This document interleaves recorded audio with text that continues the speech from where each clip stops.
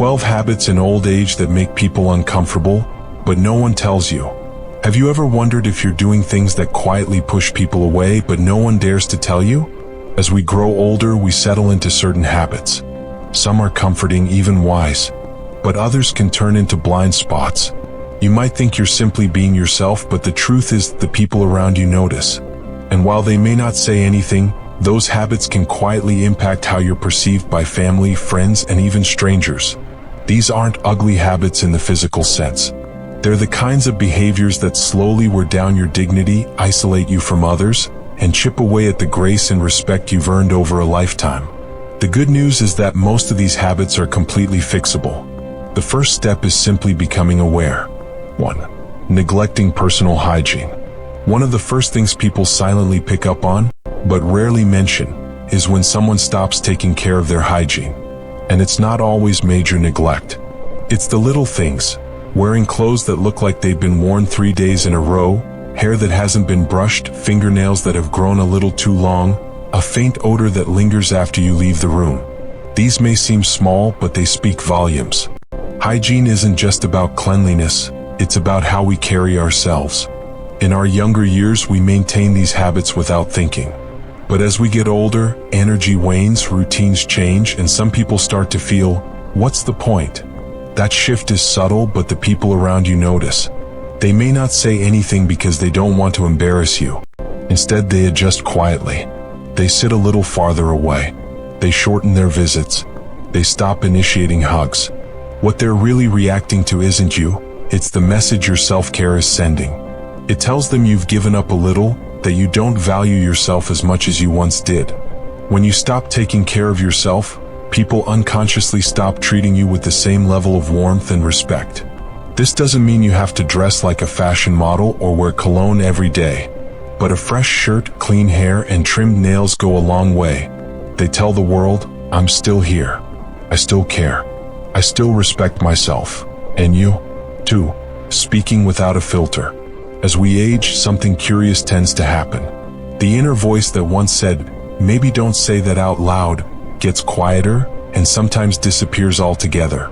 You start speaking your mind more freely, maybe even proudly, thinking you've earned the right to say whatever you want.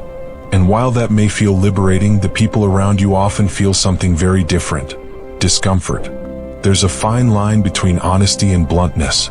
If you find yourself saying things that make people pause, shift in their chairs, or avoid eye contact, it may be a sign that what's coming out isn't just truth, it's harshness. Maybe you've made remarks about someone's weight, appearance, relationships, or how they're raising their kids and brushed it off with, I'm just being honest, or, back in my day we weren't so sensitive. But the reality is this: honesty without compassion just sounds like criticism. The people on the receiving end rarely tell you, they simply start pulling back. They stop inviting you to certain gatherings. They don't stay on the phone as long. They love you, but they're protecting themselves from the sting of those small, careless remarks. This doesn't mean you need to censor every word, but it does mean pausing before you speak and asking, is this helpful? Is this kind? A good rule of thumb: if you wouldn't want someone saying it to your grandchild, maybe don't say it to someone else's. When wisdom is wrapped in kindness, people lean in. When it comes coated in sarcasm or judgment, they tune out. 3. Wearing clothes that don't fit anymore. There's a certain comfort in routines: eating the same breakfast, walking the same path, wearing the same clothes you've had for years. But when it comes to clothing, what once looked classic can, over time, begin to feel careless. Pants that hang too loose, shirts that cling too tight, outdated styles from 20 years ago, shoes that have long since lost their shape. These aren't just fashion choices. They quietly send a message that you've stopped paying attention. And while no one will say it outright, they notice. It's not about following trends or dressing like someone half your age. It's about showing the world that you still see yourself as someone worth looking after. When people see an older adult in clothing that fits well, looks cared for, and reflects self-respect, they feel something instantly: admiration. It tells them this person still shows up in the world. 4. Interrupting or dominating conversations. We all want to be heard, especially in our later years. But sometimes, in the desire to share what we know, we forget to leave room for others. It can start subtly, Someone brings up a topic you've dealt with before, you jump in, you offer a story, you start explaining what they should do. Before you know it, 10 minutes have passed and no one else has spoken. This habit rarely comes from a bad place. Most of the time it's rooted in a genuine desire to help. But when we take up too much conversational space, we unintentionally silence the very people we care about. They won't tell you. Instead, they'll stop calling as often, they'll keep conversations shorter, and you'll feel the distance without knowing where it came from. People want to feel seen and heard, not lectured. When every conversation feels like a one-way street, it quietly wears down the relationship. It's not about saying less, it's about listening more. Let there be pauses. Ask more questions than you answer. Resist the urge to offer advice unless it's asked for. Here's the irony. The less you dominate a conversation, the more people seek your input. The more you listen, the more they trust you. You become someone they want to talk to, not someone they feel they have to brace for. When people feel heard, they draw closer, and they start looking forward to the next conversation instead of dreading it. 5. Complaining about kids these days. It starts as a simple observation. You see a teenager glued to their phone and think, back in my day we actually talked to each other.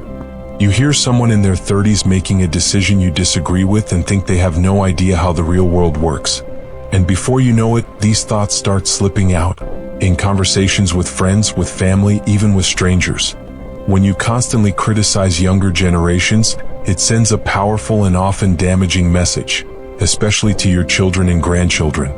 It tells them you're not interested in understanding them, that you're stuck in a time that no longer exists. Every generation thinks the one coming up behind it is missing something. That's nothing new. But when that criticism becomes your default, it doesn't make people see you as wise. It makes them see you as bitter. To the people hearing it, especially those under 50, it often feels like rejection, like you're dismissing their entire world, their values, their way of life. The result? They stop opening up. They keep things light. They avoid deeper conversations because they're bracing for judgment. This doesn't mean you have to agree with everything younger people do, but it does mean choosing curiosity over criticism. Shift from saying, "These kids today have it easy," to asking, "What's it like trying to find your way in this world?" Now you've opened a door to connection instead of division. Your value doesn't come from comparing the past to the present. It comes from bridging them, from being the steady hand that reaches across generations, not the voice that shouts from behind. 6. Ignoring modern etiquette. There's a kind of social awareness that often goes unnoticed until it's absent. Speaking loudly on the phone in public, standing too close in line, playing a video without headphones in a waiting room. These are small behaviors, but they can have a big impact on how others perceive you. No one usually pulls you aside to say, "Could you turn that down?" Or, "Do you mind stepping back?" Instead, they give you a look, avoid eye contact, or move to another seat.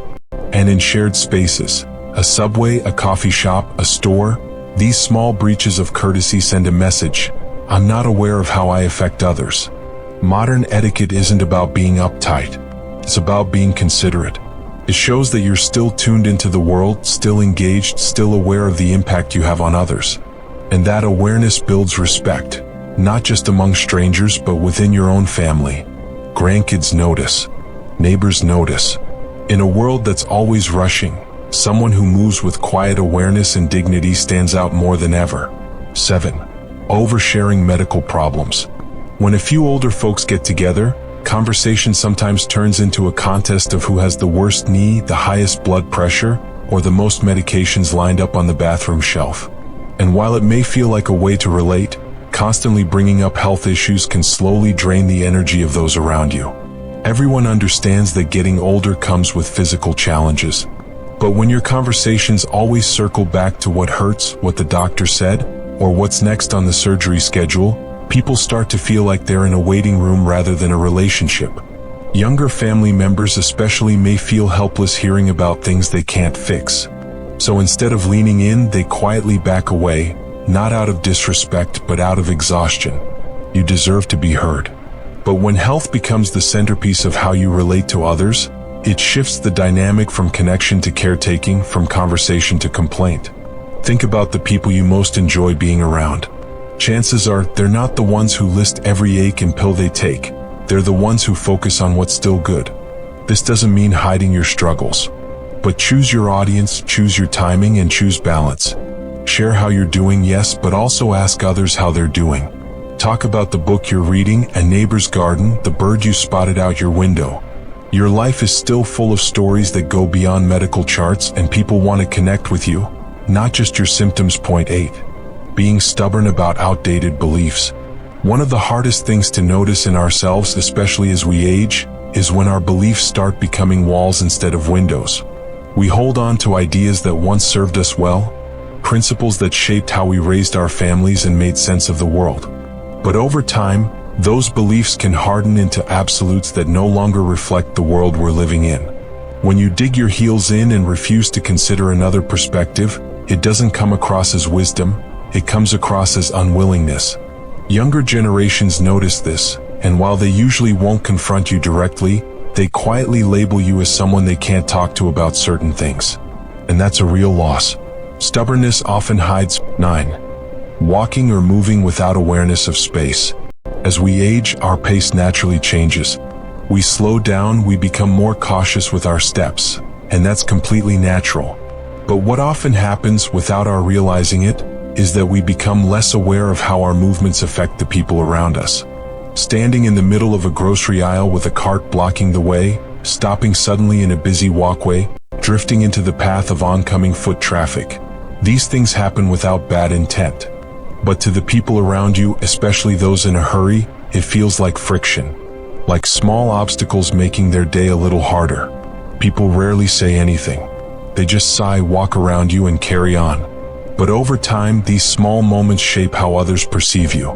They may start to feel like they have to manage you in public spaces, and so they begin to avoid those situations altogether. Not because they dislike you, but because navigating shared spaces together has quietly become difficult. Slowing down is not the problem. The issue is awareness. You can move slowly and still be respectful of space. You can pause to read a label and still keep to one side. This kind of mindfulness is actually a subtle form of grace. It tells people you're present, thoughtful, and considerate. And most people aren't expecting perfection. They're simply hoping for a little awareness. When you show that you stand out, not as someone who slows things down, but as someone who still moves through the world with dignity. 10. Making jokes that don't age well. A good sense of humor is one of the best things you can carry into old age.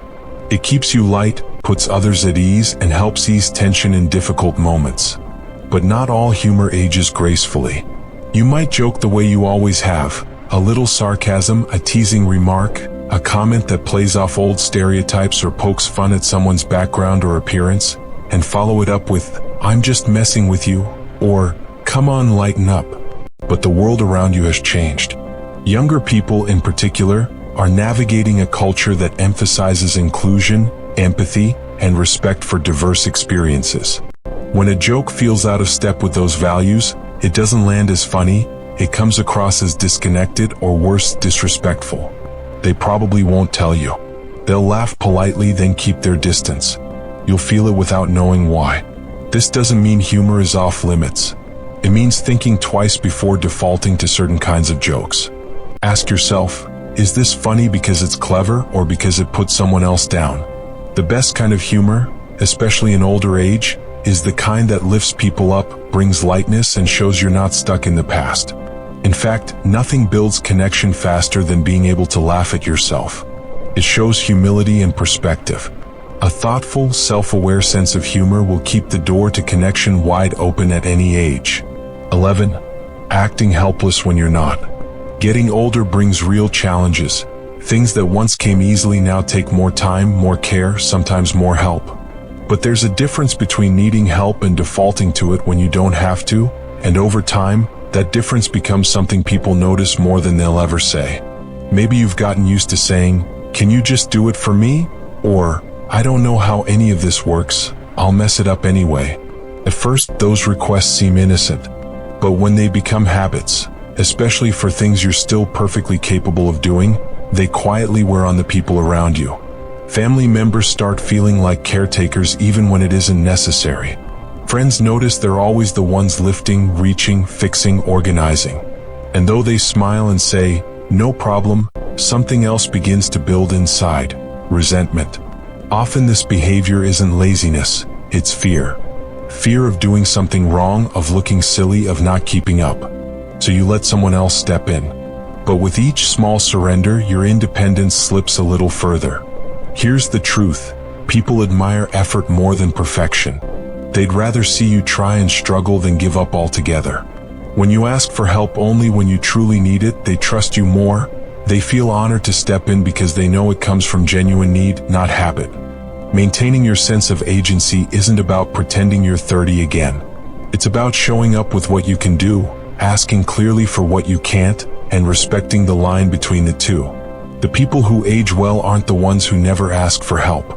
They're the ones who know when to ask, and when to stand tall and say, "I've got this." 12. Pretending you're always right. After decades of life experience, hard choices, and lessons learned the long way, it's understandable to feel like you've earned your place at the table, like you've seen enough to know how things work. And in many cases you have. But here's where it gets tricky. When the need to be right overshadows the need to connect, people stop listening. It might show up in small ways: correcting someone's story at dinner, insisting your way is the only sensible approach, rolling your eyes at new ideas, or dismissing someone's opinion with, "Trust me, I know better." At first, others shrug it off. But over time, being around someone who always has to be right becomes exhausting. People stop sharing meaningful thoughts. They withhold their opinions. They stop challenging you, not because you've convinced them, but because it's simply easier to stay quiet. Many older adults don't do this out of arrogance. They do it to feel safe, to feel like they still have authority in a world that's changing rapidly around them. But when being right becomes more important than being kind or curious, it backfires. Being wise doesn't mean having all the answers. It means knowing when to offer your perspective and when to let someone else explore theirs. The people we admire most aren't the ones who correct us. They're the ones who listen, reflect, and gently invite us to think differently without forcing it. When you stop trying to win every discussion, people actually come to you more. They ask your opinion. They value your feedback. Not because you dominate the room, but because your words carry calm, thoughtful weight. In the end, what lasts isn't whether you were right. It's how you made people feel. Final thoughts. Take a moment to reflect, gently, without judgment. Which of these habits have quietly crept into your daily life? Which ones caught you by surprise? And which do you feel ready to shift, even just a little? These behaviors don't make you a bad person. They're simply blind spots, things that settle in over time without us noticing. And once we do notice, that's where real strength shows. Not in pretending they don't exist, but in saying, "I see it. I can do better. I still have the power to grow." That's what aging well is really about. Not clinging to the past, not resisting change, but stepping into each new day with self-awareness, grace, and the quiet strength of someone who still wants to connect, evolve, and be a source of warmth in other people's lives. It's never too late to shift how you move through the world. Small changes in how you speak, listen, dress, joke, or interact can completely transform how others experience you, and how you experience your own place in the world.